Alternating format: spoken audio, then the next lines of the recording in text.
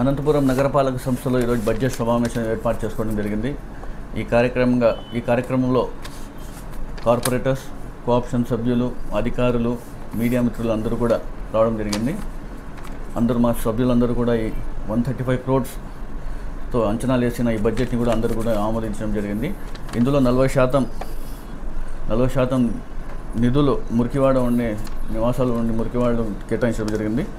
అదేవిధంగా ఎస్సీలు నివాసం ఉండే ఎక్కువ ప్రాంతాల్లో 15% నివాసించడం జరిగింది.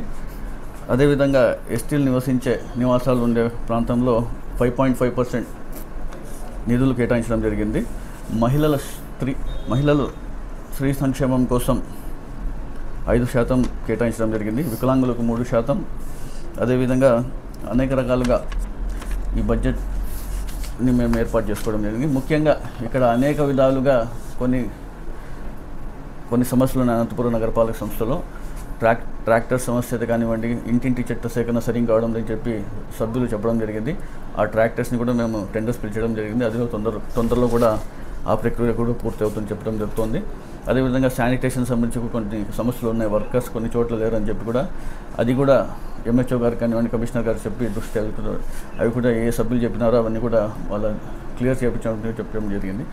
డంప్ యార్డ్ సమస్య కూడా రావడం జరిగింది. డంప్ యార్డ్లో అక్కడ నివసిస్తున్న ప్రజలకు ఇబ్బందికరంగా ఉంది. అది అంటుకోవడం వల్ల అక్కడ నివసిస్తున్న చుట్టుపక్కల రాజీవ్ కాలనీ కానివ్వండి, అదేవిధంగా ఆ గుత్తి రోడ్ ప్రాంతాల్లో కూడా ప్రతి ఒక్కరు కూడా అక్కడ పొగలు రావడం వల్ల వాళ్ళకి అనేక ఇబ్బందులు పడుతున్నాయని చెప్పేసి ఎమ్మెల్యే గారు కూడా చెప్పడం జరిగింది. ఆయన కూడా అక్టోబర్ 2వ తేదీ లోపల డంప్ యార్డ్ని షిఫ్ట్ చేస్తామంటున్నారు. మేము చెప్పేది ఒకటి, ఆయనకి అక్టోబర్ 2వ తారీఖు రావడానికి ఇంకా 6 నెలలు ఉంది. అంతలోపు ఆ బయోమైనింగ్ ప్రాసెస్నైనా ప్రక్రియను మొదలు పెట్టాలని చెప్పి కూడా ఆయన దృష్టికి కూడా తీసుకురావడం జరిగింది. ఈసారి కూడా ఎమ్మెల్యే గారు ప్రతిసారి చెప్పినట్లుగా అనేక సార్లుగా అవినీతి జరిగింది, బయోమైనింగ్ ప్రాసెస్లో అవినీతి జరిగింది, అక్రమాలు జరిగినాయని చెప్పి పదే అంటున్నారు. ఆయనకు ముందు నుంచి నేను ఒకటే చెప్తున్నాను. మొదటిసారి వచ్చిన కౌన్సిల్లో కూడా ఆయన అవినీతి ఆరోపణలు చేశారు. ఆ రోజు కూడా ఆయన చెప్పడం జరిగింది. నేను చెప్పాను, కలెక్టర్ గారికి లేఖ కూడా రాయడం జరిగింది.